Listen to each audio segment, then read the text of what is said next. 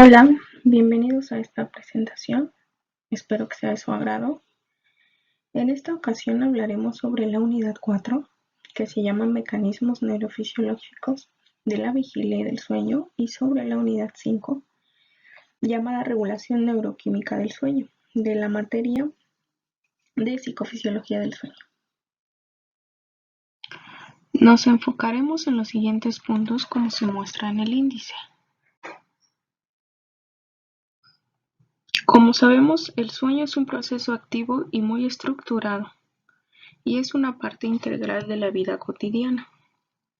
Es una necesidad que permite restablecer las funciones físicas y psicológicas esenciales para un pleno rendimiento. El sueño se define desde el punto de vista conductual por los siguientes criterios: la disminución de la actividad motora, la disminución de la respuesta a la estimulación, ciertas posturas estereotipadas y una reversibilidad relativamente fácil. En los mamíferos en general, incluyendo el humano, se han descrito dos tipos diferentes de sueño. El sueño no REM, que es cuando el cerebro presenta ondas lentas de gran amplitud, consta de 4 etapas. Y el sueño REM, que es la actividad cerebral rápida y de baja amplitud, también presenta movimientos oculares rápidos y es una forma activa de sueño. Después de esta pequeña introducción, pasaremos a explicar lo siguiente.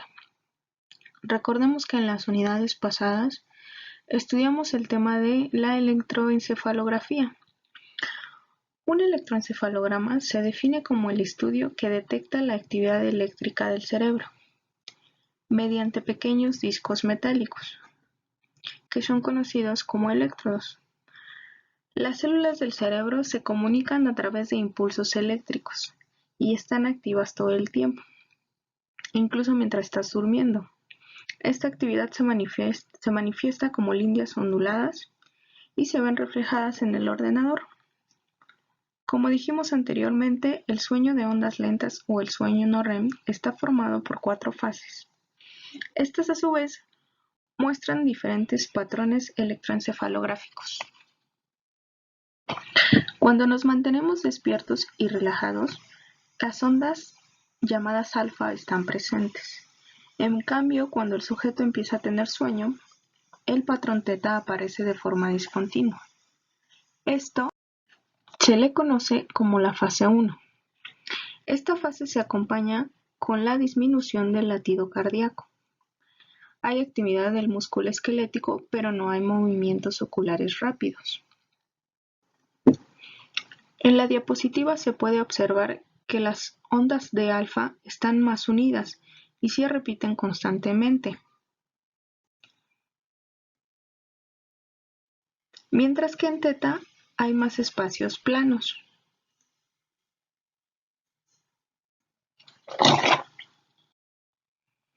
En la fase 2 experimentamos un proceso de sueño más liviano. Aparecen ondas muy específicas llamadas usos de sueño, que son ondas parecidas a la función trigonométrica del seno de un ángulo, que son estas las que se muestran aquí.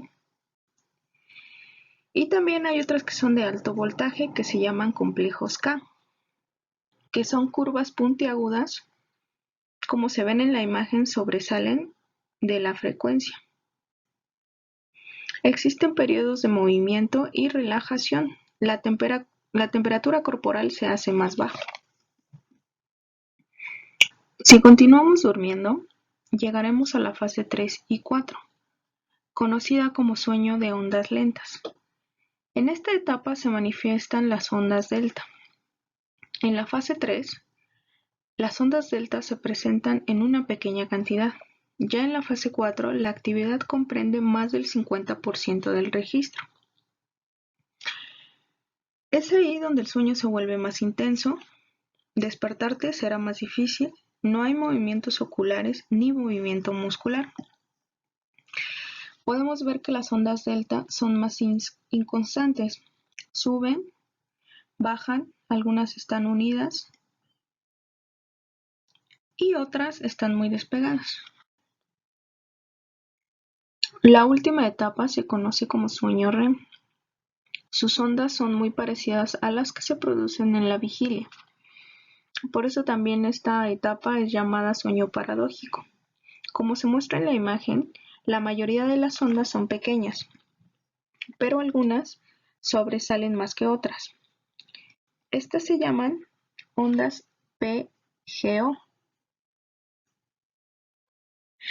Esta fase es muy importante, ya que aquí se reportan la aparición de los sueños con más contenido emocional, con imágenes visuales poco organizadas, experiencias angustiantes, acontecimientos que hayan marcado tu vida, hay más personajes, más escenas e historias intensas y elaboradas.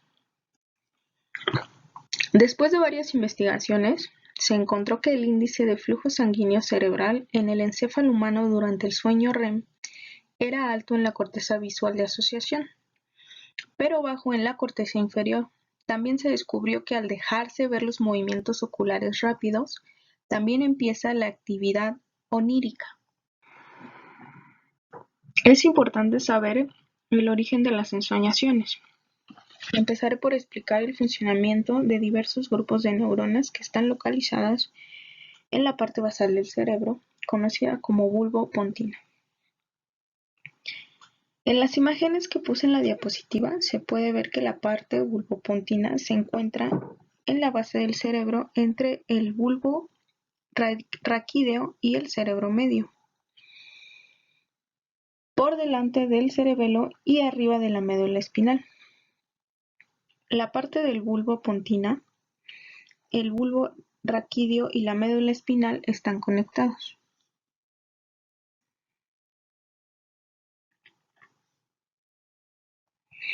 La región peribranquial es parte de la región bulbopontina. En la diapositiva se puede identificar con el puntito más pequeño que se observa aquí. En ella se generan de manera intermitente unos potenciales monofásicos de alto voltaje llamados ponto-genículo occipitales. Los potenciales PGO se extienden hasta el sistema visual, lo que explica el conjunto de imágenes que observamos cuando estamos soñando. También se propagan hacia los núcleos de revelo talámicos y la corteza del sistema auditivo, así como el sistema oculomotor, para provocar los movimientos oculares rápidos de esta fase del sueño. Siempre nos hemos preguntado el porqué de que nuestros sueños sean tan inexplicables, tan poco coherentes, tan incomprendidos. La razón es porque la actividad de las ondas PGO durante el MOR se generan en una forma aleatoria, discontinua e impredecible, a manera de espigas únicas o en breves descargas. Estas a su vez activan áreas cerebrales izquierdas y o derechas. Las ondas PGO igual se encuentran en el sistema límbico, especialmente interactúan con las siguientes regiones: el giro del cíngulo, el hipocampo y la amígdala del lobo temporal. El giro del cíngulo es una parte del cerebro humano que se encuentra en los dos hemisferios. Tiene forma de un semicírculo. Se encarga de la combinación emocional de la información sensorial que viene de los núcleos talámicos. La estimulación eléctrica produce la sensación de estar soñando. También se encarga de los cambios emocionales y los movimientos oculares rápidos. El hipocampo es una estructura del cerebro embutida profundamente en el lóbulo temporal de la corteza cerebral. Presenta una actividad electroencefalográfica teta.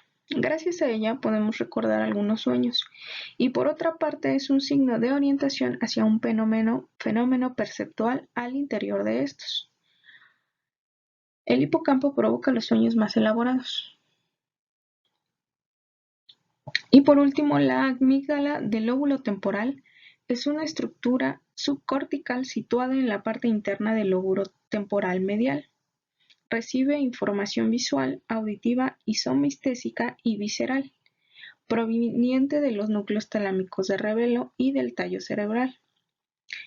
Forma parte de los circuitos neuronales involucrados en la modulación del sueño REM. Después de haber analizado con detenimiento las características electroencefalográficas de las fases del sueño y las regiones que se encargan de darle vida a los sueños, pasaré a explicar las funciones de ondas lentas y las funciones del sueño REM. Las funciones del sueño de ondas lentas se encargan de que el cerebro descanse de las actividades que realizamos en el día. Evidencias experimentales y clínicas sugieren que esta etapa principalmente favorece la consolidación de la memoria declarativa. Esta memoria es fácilmente expresada verbalmente. Incluye información de hechos y eventos. Durante el comienzo del sueño, se produce la mayor disminución de la temperatura corporal.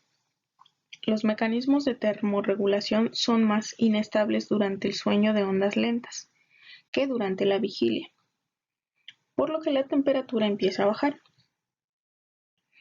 Durante el sueño REM, la temperatura corporal se va ajustando a la temperatura del ambiente. Existen variaciones hormonales que se liberan en esta etapa del sueño. Las principales son la hormona del crecimiento y la renina, que esta es una enzima que segrega en ciertas células renales. Ellas se liberan principalmente en las 2 primeras horas de sueño. Por su parte, la hormona estimulante del tiroides parece tener una relación inversa con el sueño, teniendo su pico más alto a las últimas horas de la tarde y disminuye a lo largo de la noche. El inicio del sueño inhibe la liberación de cortisol, independientemente de la hora a la que se duerma. La prolactina alcanza un pico a los 40 o 60 minutos desde el comienzo del sueño.